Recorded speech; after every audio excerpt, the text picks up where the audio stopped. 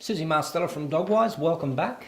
Again. Always great talking to you. Every Thank week you. I come back here, it seems to I learn so much more. I appreciate that. Thank you. One of the comments that was made on the blog was something around Susie, my grandmother, I think is lonely, and would it be a good idea to get her a companion dog, like a little lap dog? Oh, I love dogs with the elderly. I love it for a number of reasons. One of the big ones is the proven medical benefits now. They've proven that there's lower heart rates, lower blood pressure.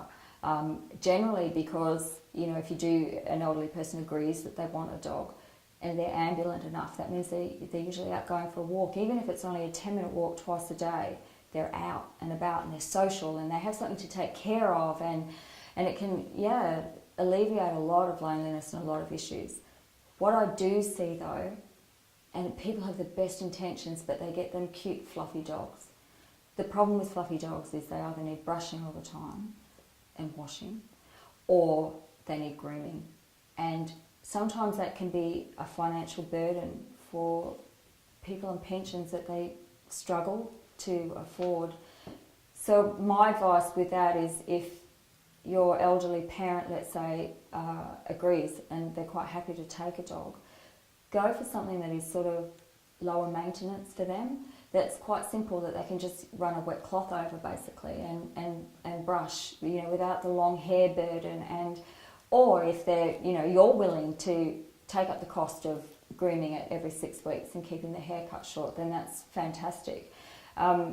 Oftentimes as well, pets with the elderly, will help them stay in their own homes longer, which I also think is fantastic.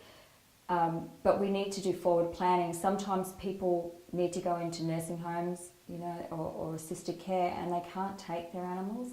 I've got a couple of clients at the moment that were devastated. They had to go into care and they weren't allowed to take their dogs, and they've had their dogs for years. The stress and the distress that caused these elderly people was heartbreaking. I had older ladies crying, saying, what am I going to do with my dog? So there needs to be forward planning with that. I know there's a lot more centres now that are allowing people to take their pets, which is fantastic. But we need to be aware of that. So if your parents are quite elderly and you get them a puppy, the dog's probably not going to die before the elderly person does or needs to go into care. So what's going to happen with that dog? So it's just those kind of things. I'm all for it. I can't recommend it highly enough, a pet, a companion for an older person, particularly someone that lives alone. But just please choose the right ones. That's all. It's just a matter of choosing the right ones. If you get a high energy, high alert, a dog that has, quite an extreme exercise requirement, and your parents aren't ambulant and can't take the dog for a walk, somebody needs to do that. I've seen people terrorised by their little dogs because the dogs are trapped inside and they sort of end up being the boss.